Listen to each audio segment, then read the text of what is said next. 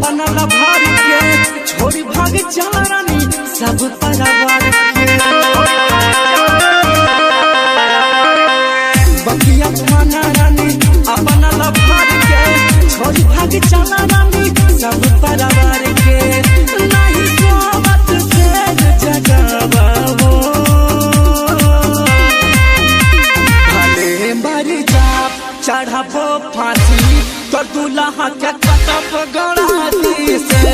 आई बारात बजी बाजा तो दूल्हा के कटप गड़ाती से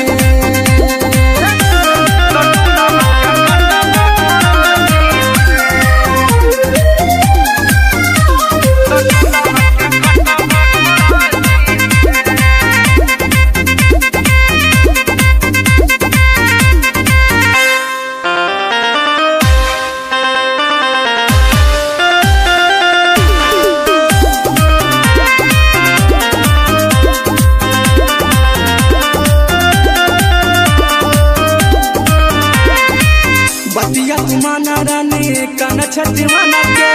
मारते जान से हम तोहरा दुल्हा के